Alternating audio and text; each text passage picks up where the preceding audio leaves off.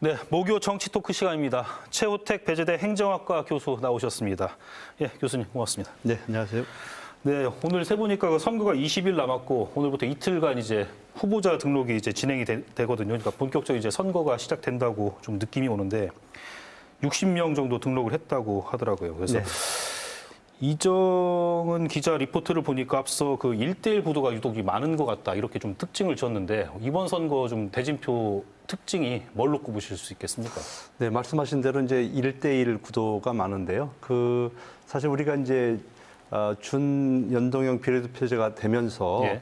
다당제로 가는 것이 아닌가. 그래서 선거가 상당히 이제 복잡하게 진행될 것이다 이렇게 저희가 전망을 했었는데요. 네.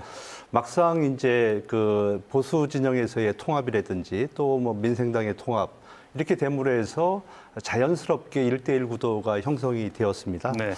그러다 보니까 사실 이제 군소정당들이 1대1 구도에서 좀 살아남기는 좀 어려운 이제 그런 상황이 됐다 이렇게 보시면 될 것 같습니다.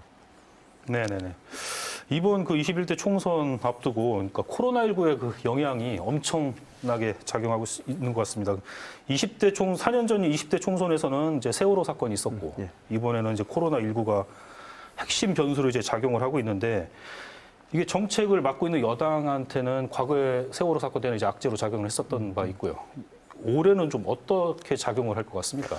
지금 이제 이번 선거 변수에 크게 두 가지가 있습니다. 하나는 이제 무소속 출마라고 하는 거예요. 네. 지금 이제 단수 공천을 많이 하다 보니까 그동안에 이제 현역 의원이었거나 아니면 또 지역에서 당협위원장 활동을 하신 분이 있습니다. 네. 그러니까 지난 4년 동안 정말로 열심히 이제 털을 닦은 분들이 계시는데요.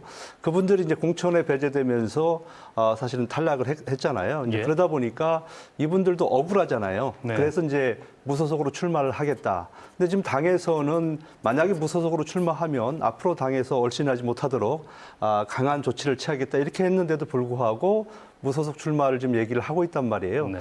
그 이유는 아무래도 이제 본인이 나가서 뭐 당선되겠다라고 하는 그런 욕심보다는 나에게 공천을 주지 않은 정당에 대해서 조금 불이익을 주겠다라고 하는 측면에서 출마를 할 것 같습니다.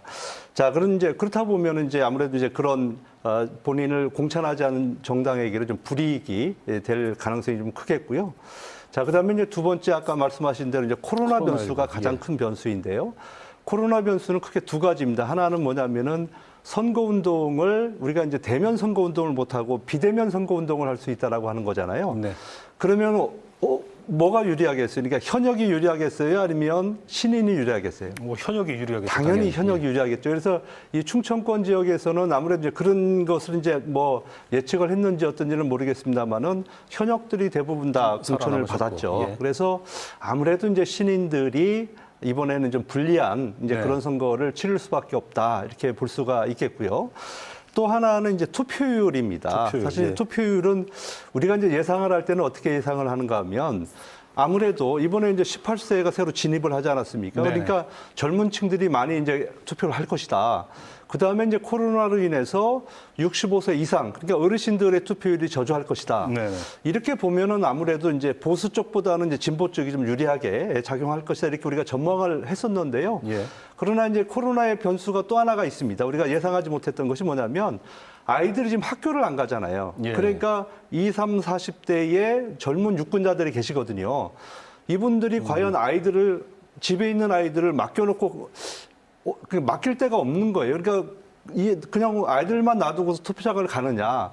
그래서 이제 포기할 사람들이 지금 많다는 거죠. 그런 변수가 또 하나 있고요. 뭐냐면 또 재외국민 투표 있지 않습니까? 예, 예. 외국에 사시면서 이제 투표하시는 분들이 계시는데 우리가 이제 그 뉴스를 보면은 미주 지역이나 그럼 유럽 쪽 같은 경우에도 지금 코로나19가 아주 지금 활발하게 좀 진행이 되고 있지 않습니까? 그러다 보니까 지역 간의 이동이 사실 불가능합니다. 그래서 예.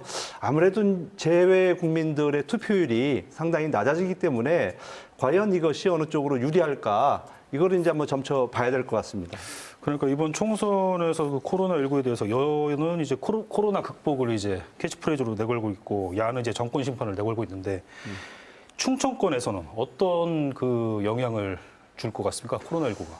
글쎄요, 이제 뭐 충청권에 어떤 영향을 줄지 아마 이제 전국적인 상황이니까 예. 꼭 뭐 굳이 뭐 충청권에만 영향을 준다 이렇게 보기는 어려울 것 같고요. 이제 그럼에도 불구하고 이제 최근에 이제 여론의 동향을 보니까 그 이 코로나 전에는 사실 이제 민주당 쪽이 조금 이제 정당 지지율이 좀 높게들 나왔었습니다. 그런데 최근에 이제 뭐 여러 언론 매체에서 이제 조사를 한 거 보니까 한쪽에서는 뭐 또 민주당 쪽이 좀 그래도 아직까지는 높게 나오는 측면도 있고 또 한쪽에서는 또 통합당이 좀 예. 높게 나오는 측면이 있고 그래서 지금은 사실은 이제 혼전 양상이고 박빙이다. 그래서 과연 이제 지금부터 이제 20일인데요. 20일 동안에 만약에 이제 이 코로나19에 이것이 이제 더 확대가 된다면 아무래도 민주당보다는 통합당 쪽으로 조금 그 민심이 기울지 않을까. 유리할 뭐 수 조심스럽게 있겠다. 이렇게 예. 전망을 해볼 수가 있고요. 더 중요한 것은 네. 이 충청권이라고 하는 것은 항상 선거 때 보면은 선거 한 3일 전쯤에 사실은 이제 표심을 결정을 합니다. 그래서 여기는 이제 중도층이 많은데요. 과연 이 중도층의 향방이 코로나19에 어떻게 영향을 줄까 이렇게 보시면 될 것 같습니다. 캐스팅 보트 역할을 해왔었죠. 네네. 예. 예. 근데 다음 그 준연동형 비례대표제 좀 여쭤볼게요. 이게 사실 뭐 개념이 워낙 복잡하다 보니까 사실 저도 잘 이해를 못하고 있습니다. 그래서 구체적으로 이 투표 방법과 그 투표한 표가 어떻게 작용하는지 좀 설명을 좀 부탁드릴게요. 우리가 이제 연동형 비례대표제 하면은 이제 정당의 득표에 따라서 의석을 배분하는 거예요. 네. 그러니까 예를 들어 우리가 20%를 어느 A 정당이 받았다 그러면 60석이거든요. 근데 네. 300석을 놓고 봤을 때 그러니까 지역구에서 예를 들어서 10석을 얻었다면 비례에서 50석을 가져가는 것이 연동형이고요. 근데 준연동형이라고 하는 것은 우리는 이제 거기에 50%를 적용하는 거거든요. 예.